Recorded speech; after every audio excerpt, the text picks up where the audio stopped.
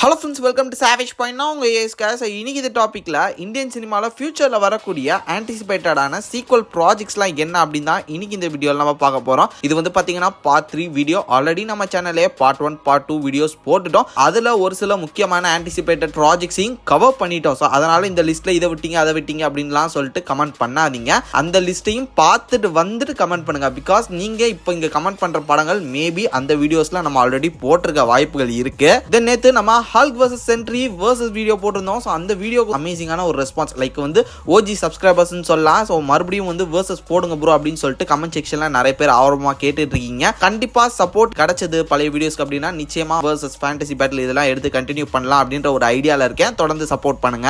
சரி ஃப்ரெண்ட்ஸ், இந்த வீடியோவை ஃபுல்லா பாருங்க. வாங்க நம்ம வீடியோக்குள்ள போகலாம்.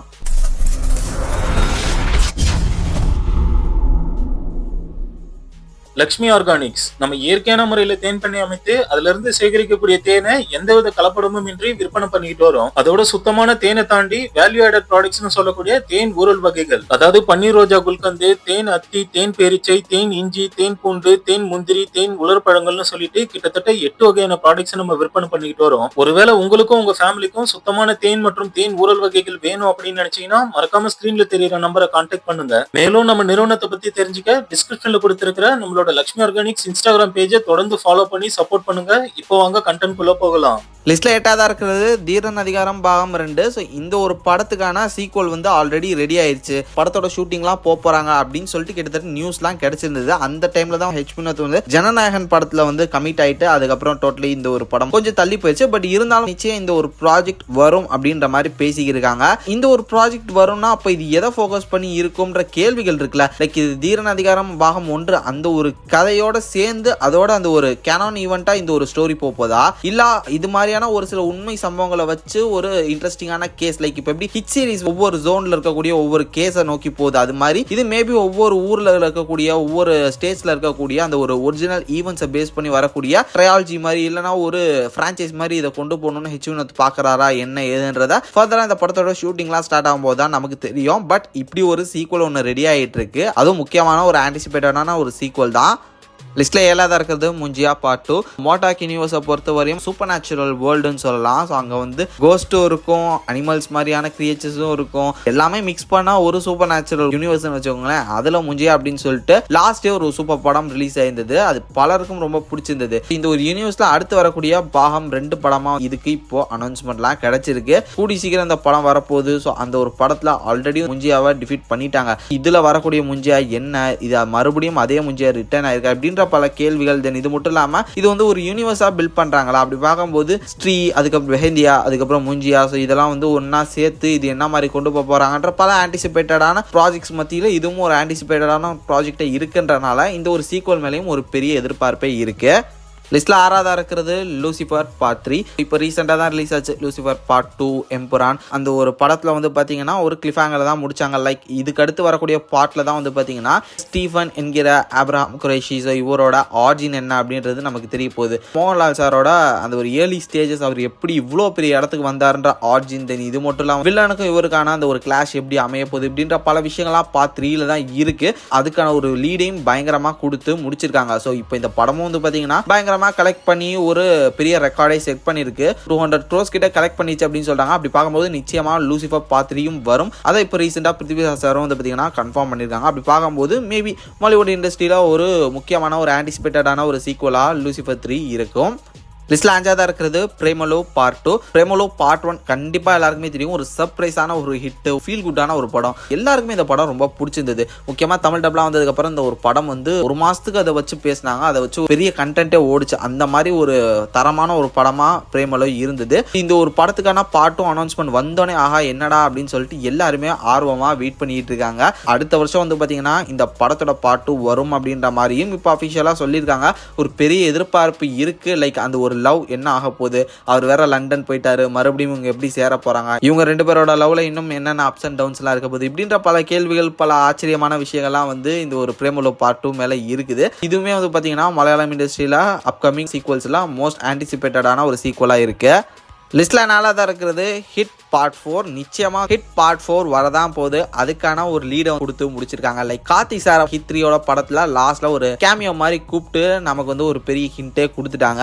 நிச்சயமா ஹிட் பார்ட் 4ல கார்த்தி சார் தான் ஒரு மெயின் ரோல் எடுத்து பண்ண போறாரு. இது வந்து பாத்தீங்கன்னா ஒரு பிரான்சைஸ் மாதிரி பில்ட் பண்ணிட்டு இருக்காரு அந்த ஒரு டைரக்டர். லைக் ஹிட் பிரான்சைஸ் அதுல பாத்தீங்கன்னா இப்ப ஹிட் 4ல கார்த்தி சார் வந்து டெஃபினட்டா நடிக்க தான் போறாரு. அப்படி பார்க்கும்போது அவருக்கு தான் எனக்கு தெரிஞ்சு இப்போ உச்சகட்ட சீக்வல்ஸ் எல்லாம் வெயிட்டிங்ல இருக்கு. லைக் கைதி 2, சர்தார் 2, அதுக்கப்புறம் தீரன் அதிகாரம் பாகம் 2, கங்குவா 2 வேற இருக்கு. இது போக ஹிட் 4 வேற இருக்கு. இப்படி ஏகப்பட்ட சீக்வல்ஸை குமிச்சு வச்சிருக்கக்கூடிய ஒரு மனுஷனா வந்து பாத்தீங்கன்னா இப்ப கார்த்தி சார் தான் இந்தியன் சினிமா இண்டஸ்ட்ரியில இருக்காரு. நிச்சயமா வந்து பாத்தீங்கன்னா இந்த ஒரு சீக்வலுமே வந்து ஆன்டிசிபேட்டான ஒரு சீக்வல் தான். ஏன்னா இன்ட்ரெஸ்டிங்கான ஒரு சீரியல் கில்லர் ஜானரை சூப்பரா இப்போ வரையும் 3 படங்களை கொடுத்து நம்மளை வந்து என்டர்டெயின் பண்ணிட்டு வந்திருக்காங்க இந்த ஹிட் பிரான்சைஸ்ல. அப்படி பார்க்கும்போது நிச்சயமா இந்த ஒரு சீக்வல் மேலேயும் ஒரு பெரிய எதிர்பார்ப்பு இருக்கதான் செய்யுது. அதுலயும் முக்கியமா கார்த்தி சார் இன்வால்வ் ஆனதுக்கு அப்புறம் இன்னும் கொஞ்சம் அதிகமாவே இருக்குன்னு சொல்லலாம்.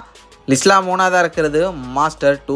7 இருந்த பசங்களை மறுபடியும் வைபாக்குறேன்ற பேர்ல தேவையில்லாத வேலையை பார்த்துட்டாரு டைரக்டர் லோகேஷ் கனகராஜ். இப்போ ரீசெண்டா ஒரு இன்டர்வியூல அவனுங்களே இப்போ விஜய் சாரை அரசியல்வாதியா பார்க்கறதுக்கு ரெடி ஆயிட்டு போயிட்டு இருக்க அந்த சுச்சுவேஷன்ல எல்லாரோட மைண்டையும் கலைச்சு விடுற மாதிரி என்கிட்ட மாஸ்டர் 2 ஸ்கிரிப்ட் இருக்கு, அதை நான் ஆல்ரெடி விஜய் சார்ட்ட சொல்லிட்டேன், லியோ 2வும் பண்ணலாம், அவர் ஓகே சொன்னா அப்படின்ற மாதிரி கையை காமிச்சு விட்டு போயிட்டாரு. இப்போ பார்த்தா சோசியல் மீடியாவே பத்திக்கிட்டு இருக்குது. லிட்ரலி லியோ 2 ஆர் மாஸ்டர் 2 இது வந்து வந்தே ஆகணும். இது ரெண்டுமே வந்து ஆகணும், எப்படியாவது பண்ணிரு சார், இதுக்காகவே நான் வந்து தளபதியை தோக்கடிச்சிருவேன் அப்படி இப்படின்லாம் சோசியல் மீடியால வந்து போய்கிட்டு இருக்குது. என்ன ஆக போதோ அப்படின்ற அந்த ஒரு பெரிய பிரச்சனைக்கு இடையில இந்த ஒரு மனுஷன் சின்னதா ஒரு ஸ்பார்க்கை விட்டுட்டு போயிருக்காரு. லைக் மேபி விஜய் சார் நினைச்சார்னா இந்த 2 பாகங்கள் பண்ணலாம் அப்படின்ற அந்த ஒரு விஷயத்த வந்து பாத்தீங்கன்னா டைரக்டர் லோகேஷ் கனகராஜே போட்டு வச்சிருக்காருன்ற காரணத்தினால மேபி ஃபியூச்சர்ல என்ன வேணா நடக்கலாம், பொறுத்து பார்க்கலாம் அப்படின்றதுக்காக தான் இந்த ஒரு சீக்வலை இந்த ஒரு லிஸ்ட்ல ஆட் பண்ணியிருக்கேன். லிஸ்ட்ல 2ஆவதா இருக்கிறது சார்பட்டா பரம்பரை. சார்பட்டா பரம்பரை பாகம் 1 பலருக்கும் பிடிச்ச ஒரு ஃபேவரட்டான ஒரு பாக்ஸிங் ஃபிலிம். இது வந்து ஓடிடியில் வந்தது தான் பலருக்கும் ஒரு பெரிய சோகமே. ஆஹா இவ்வளோ சூப்பரான ஒரு படத்தை ஓடிடியில் வந்துருச்சு அப்படின்னு சொல்லிட்டு. ஏன்னா அந்த டைம்ல தமிழ் சினிமா இண்டஸ்ட்ரி ஒரு சின்ன செட் பேக்ல இருந்தது. இந்த மாதிரியான நல்ல படங்கள்லாம் லைக் சூரரை போற்று இதெல்லாம் வந்து ஓடிடியில் வரும்போது பலரும் கோவப்பட்டாங்க. இப்போ சார்பட்டா பரம்பரையோட பாகம் 2 ஷூட்டிங் கூடிய சீக்கிரமே ஸ்டார்ட் பண்ண போறாங்க. இந்த ஒரு படம் நெக்ஸ்ட் இயர் தியேட்டரிக்கலா ரிலீஸ் ஆகும் அப்படின்னு சொல்லிட்டு ரூமர்ஸ் அண்ட் நியூஸஸ்லாம் கிடைச்சிக்கிட்டு இருக்கு. அப்படி பார்க்கும்போது நிச்சயமா ஒரு ஹைலி ஆன்டிசிபேட்டடான ஒரு ப்ராஜெக்ட் சார்பட்டா பரம்பரை பார்ட் 2. ஏன்னா பார்ட் 1 பாக்ஸிங் சீக்வன்சஸா இருக்கட்டும், ஸ்போர்ட் எலமெண்ட் எல்லாமே வந்து பாத்தீங்கன்னா சூப்பரா அஜித் சார் வந்து கொண்டு போயிருப்பாரு. ஸோ அந்த ஒரு விதத்துல சார்பட்டா பரம்பரை பார்ட் 2மே ஒரு பெஸ்ட் ஸ்போர்ட்ஸ் ஃபிலிமா ஒரு பாக்ஸிங் ஃபிலிமா இருக்கும் அப்படின்னு சொல்லிட்டு பலரும் நம்புறாங்க.